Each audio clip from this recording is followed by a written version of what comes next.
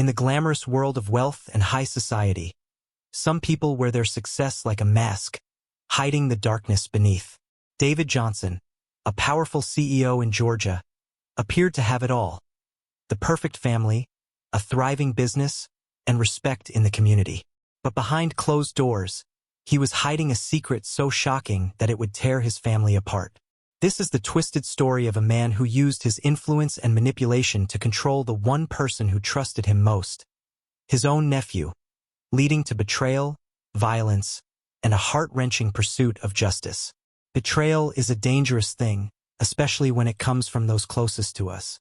David's life was built on a foundation of lies and control, and when that foundation cracked, the consequences were nothing short of catastrophic.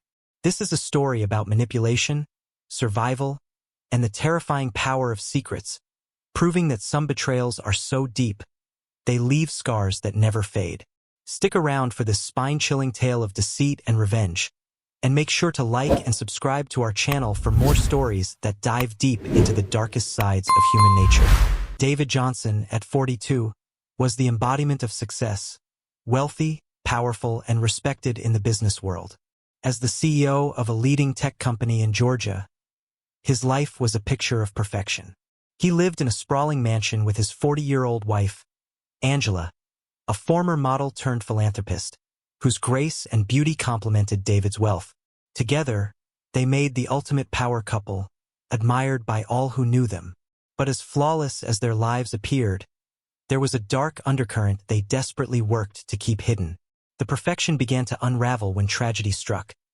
David's sister, Lisa, succumbed to a long battle with cancer, leaving behind her 14-year-old son, Aaron. Although David and Angela had no children of their own, they decided to take Aaron in, offering him a better life.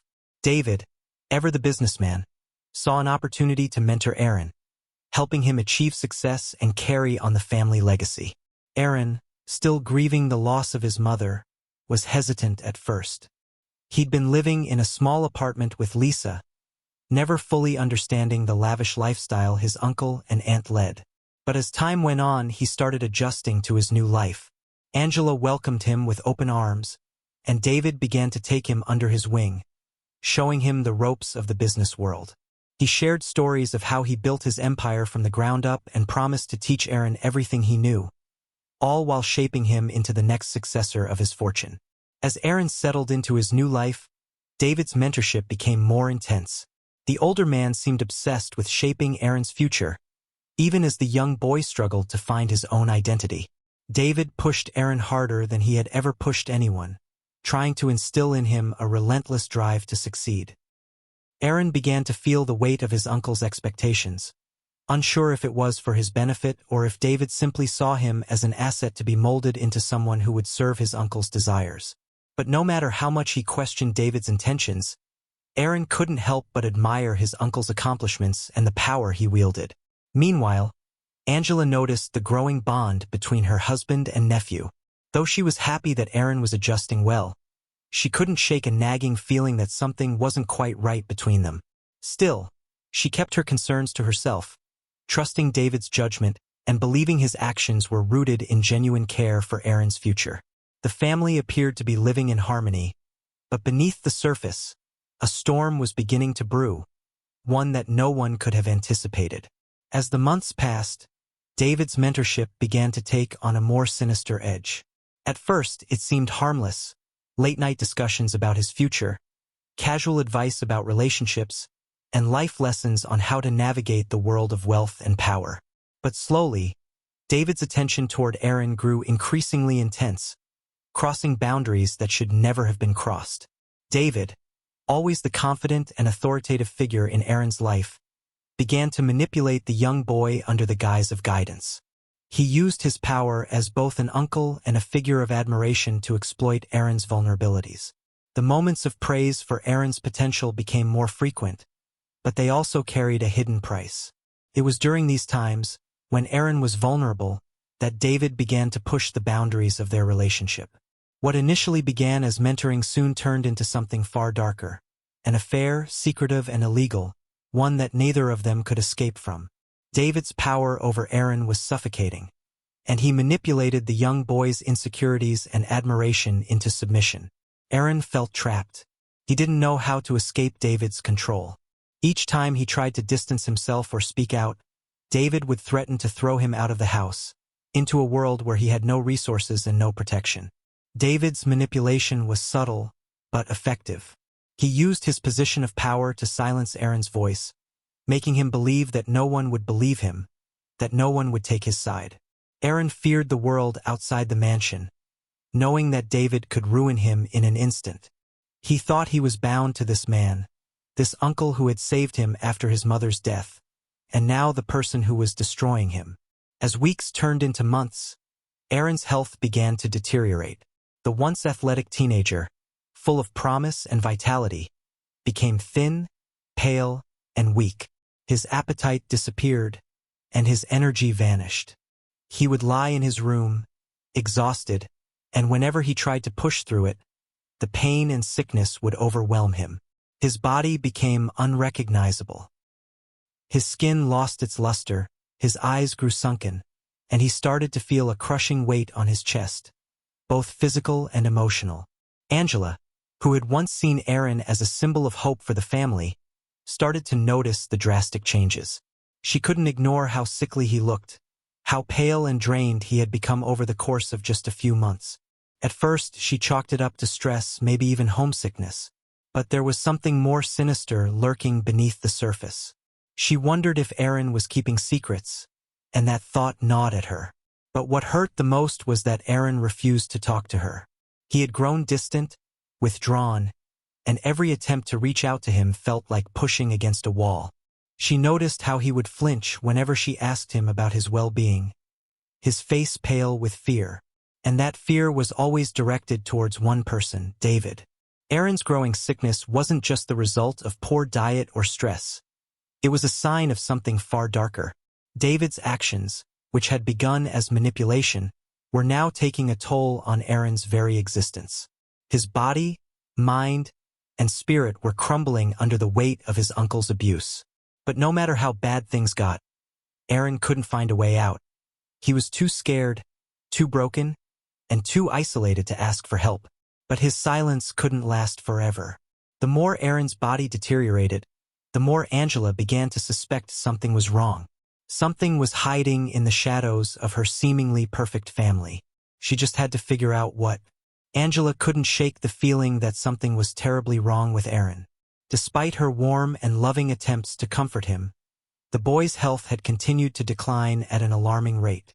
His pale complexion, the way his eyes would avoid her gaze, and his unnerving silence. It all painted a picture of someone who was in severe distress. As a motherly figure in his life, she couldn't ignore the growing pit in her stomach. She had to know the truth.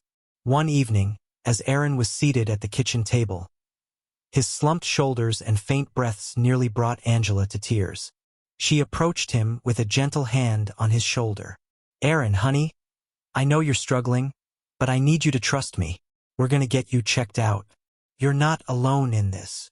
Aaron hesitated for a long moment, his lips trembling. But the weight of his sickness seemed to push him toward acceptance. Finally, he nodded faintly, unable to refuse her any longer. The next day, Angela took Aaron to the doctor, praying that it was nothing serious. Just an infection, perhaps, or a simple case of exhaustion. But deep down, she couldn't escape the nagging feeling that there was more to his illness than just a physical ailment. The doctor's office was silent, the air thick with tension, as Angela anxiously waited for the test results. The minutes stretched on endlessly, each second adding to her mounting anxiety. When the doctor finally returned, his expression was grave. "Mrs. Johnson," the doctor began, his voice low, "I'm afraid the tests came back positive. Aaron has contracted HIV. Angela's heart skipped a beat. Her mind couldn't comprehend the words. HIV? Her thoughts raced. How could this be possible? Aaron had been living under their roof for months, well taken care of. There was no way he could have contracted this virus without a clear source. She felt a cold chill creeping up her spine. "Are you sure?" Angela asked, her voice shaky. "How could this happen? We've made sure he's been safe. He's been monitored closely. This doesn't make sense. The doctor sighed and nodded, confirming the worst of her fears. The results were undeniable. But Angela couldn't fathom how her nephew, her own flesh and blood, could have contracted HIV under their roof. There were no external influences in his life that she could think of that would explain this, and yet the evidence was right before her. As Angela sat in stunned silence, the weight of the situation fell on her. She had to know more. She needed answers. When they returned home, Angela couldn't ignore the devastation within her anymore. The pieces didn't fit. She stared at Aaron, who sat on the couch, still pale and exhausted. It was time to confront him, to press him for the truth. With a trembling voice, she asked, "Aaron, please, I need to know what happened. How did you get HIV? You have to tell me." Aaron's eyes filled with tears, and his gaze dropped to the floor. He looked as if the weight of the world had finally broken him, and his silence spoke volumes. Angela's heart raced as she realized this was much worse than she had anticipated. She gently pulled him closer, her voice soft but insistent. "Aaron, I need to know. Please. Was it someone at school? Did something happen when you went out?" But Aaron shook his head, his voice barely a whisper. "It wasn't anyone at school, Aunt Angela. It wasn't outside." Angela's breath caught in her throat. A cold shiver ran through her body as she slowly pieced the puzzle together. The pieces were dark, horrifying, and made her blood run cold. "Aaron, what are you saying?" she whispered, her heart pounding in her chest. Aaron's shoulders shook as he finally confessed the unthinkable. "It was Uncle David. He's the one who did this to me." The words hung in the air like a nightmare come to life. Angela couldn't believe what she was hearing. Her mind reeled. Her husband, the man she had trusted above all others, the man who had been so close to her, so kind to Aaron, was responsible for this monstrous betrayal. Her hands trembled as she reached for her phone, already dialing the number for a hospital that could confirm Aaron's HIV status.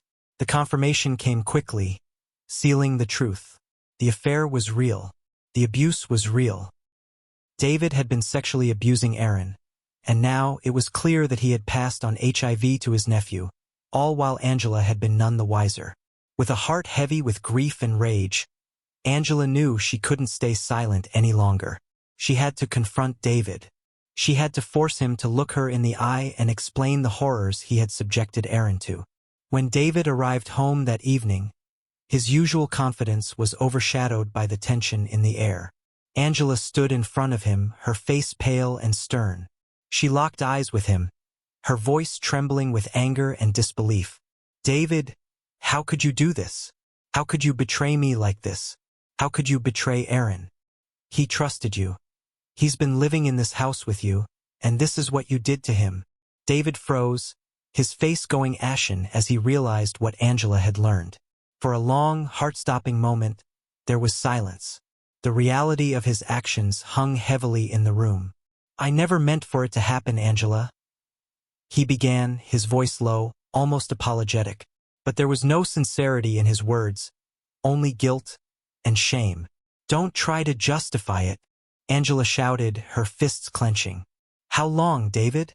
How long has this been going on? How could you hurt Aaron like this?"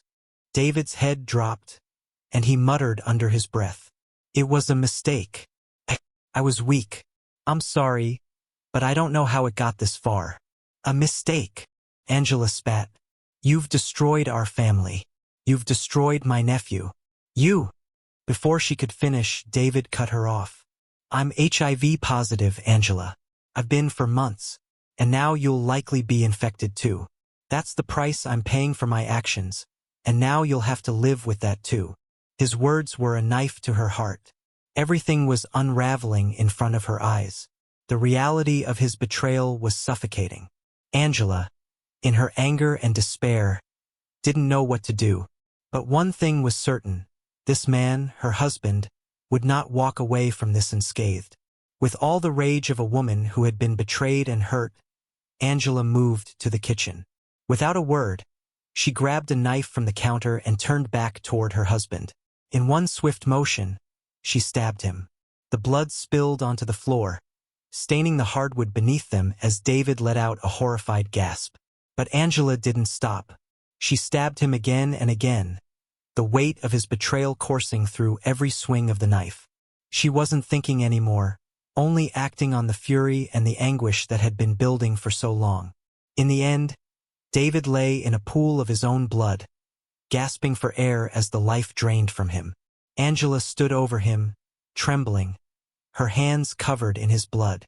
She didn't feel the relief she expected, only the hollow emptiness of a broken life. Angela stood over David's bloodied body, the knife still gripped tightly in her hand. Her chest rose and fell rapidly, each breath a shaky gasp of shock and anger. Her mind raced, trying to comprehend what had just transpired, but her emotions overwhelmed any rational thought. The man she had once loved, the man she had trusted with her life, lay before her. His blood staining the floor, his breaths shallow and strained. Her hands were slick with his blood, and the weight of her actions was only just beginning to sink in. She had done this. In a moment of uncontrollable fury, she had taken her husband's life, not out of cold malice, but out of a desperate need for justice, for retribution for the horrors he had inflicted upon her nephew. Angela stumbled back, the knife slipping from her grasp and clattering to the floor. Her legs buckled beneath her as she collapsed onto the couch, her face streaked with tears. Her emotions were a violent mix of rage, betrayal, disbelief, and sorrow. Her stomach churned with guilt, but the pain of knowing what David had done to Erin, how he had betrayed her family, ruined her nephew's life, drowned out everything else. The weight of his confession, the devastation in Erin's eyes, had shattered her, and she couldn't stop herself from reacting in the only way she knew how. She shook her head, her thoughts a blur as she stared at the lifeless form of the man she had called her husband for so many years. "I didn't want to do this," she whispered, her voice cracking as she spoke to no one but herself. "But you left me no choice, David. You left me no choice." Her emotions seemed to consume her.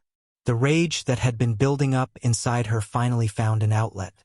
It wasn't just the affair. It wasn't just the HIV or the lies. It was everything, the way David had manipulated their lives, the way he had stolen from her nephew and destroyed their sense of trust. Her heart felt heavy with the weight of everything that had happened, and the consequences of her actions now lay in front of her. But even as she stood there, breathless and trembling, she knew what had to come next. She had just committed a brutal act of violence. She had taken the law into her own hands, and she couldn't escape the truth of it. With trembling fingers, she reached for her phone. Her hands shook uncontrollably as she dialed the emergency number. The screen felt slippery, the cold metal of the phone pressing against her clammy skin. As soon as the dispatcher answered, she choked out the words, "I need help. My husband, he's hurt. I've killed him." The dispatcher's calm, steady voice contrasted sharply with the chaos of her emotions. "Ma'am, please remain calm. We're sending officers to your location. Can you tell me what happened?" Angela closed her eyes tightly, the tears streaming down her face as she recounted the tragic events in fragmented sentences. He's my husband. He hurt my nephew. He's the reason Erin has HIV. I didn't know what else to do. He destroyed us. He destroyed my family." Her voice cracked as the words tumbled out in a rush. "I'm so sorry." As she spoke, she could hear sirens in the distance, growing louder as they approached the house. The sound seemed to echo in her mind, a harbinger of the inevitable. Angela felt numb, the reality of what she had just done sinking in. There was no turning back now. She had committed a crime, and the consequences would be severe. Minutes later, the front door burst open, and a team of police officers rushed in. They quickly assessed the scene, their eyes immediately locking onto David's motionless body. One of the officers rushed to check for a pulse, his face grim as he shook his head. "He's gone," the officer said, his voice low and steady. "Ma'am, we're going to need you to step away from the body." Angela obeyed mechanically, her body shaking uncontrollably as she stood up. The officers placed her in handcuffs, the cold metal biting into her wrists. "You have the right to remain silent," one of the officers recited, his voice professional, detached.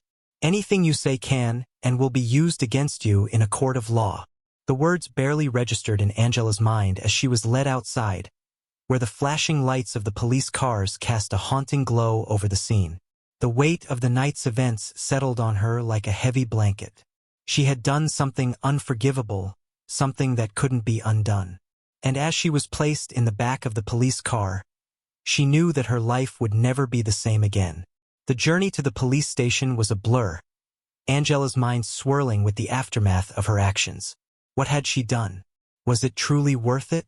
But in her heart, she knew the answer. She had been pushed to the edge. She had been forced to make a choice that had forever changed everything.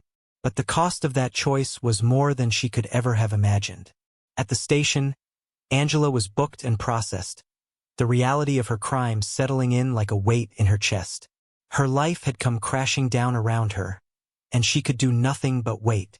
The road ahead was uncertain, and the consequences of her actions were impossible to predict. But in the silence of her cell, one thing was clear. She had lost everything. The trial was a whirlwind of emotions, with Angela's defense highlighting the years of emotional and psychological abuse she had endured. The prosecution argued that no matter the circumstances, taking a life was unforgivable. Yet, the jury could not ignore the emotional turmoil that had pushed Angela to her breaking point. In the end, they returned a verdict of manslaughter, offering her a surprisingly light sentence of 10 years in prison, with the possibility of parole after 7 years. As she was led away in handcuffs, Angela's heart remained heavy with regret. She had sought justice for Aaron, but the price had been steep. Prison became her new reality, and though her body was incarcerated, her mind remained trapped in the memory of that fateful night. Meanwhile, Aaron's journey was far from over. Taken into foster care in Georgia, he began the long road to healing. The abuse he had suffered at David's mansion left permanent scars, physically and emotionally. His HIV diagnosis required constant medical attention, and the therapy sessions were an attempt to piece together the fragments of his shattered life. The betrayal by the man who had been like a father to him haunted him every day, but he tried to rebuild, determined not to let David's sins define him forever. As time passed, Aaron found strength in his recovery, but the scars of David's betrayal would remain with him for the rest of his life. This is a story of manipulation, betrayal, and the devastating effects of unchecked power. David's actions tore apart his family, leading to a chain of events that none could have predicted. While justice was served in the eyes of the law, the emotional toll of this tragedy will haunt all involved for the rest of their lives. What would you do if you found out the person you loved most had destroyed your life? Could you forgive them, or would vengeance be the only answer? If this story shocked you, like and subscribe to our channel for more tales that delve into the darkest corners of betrayal and human behavior.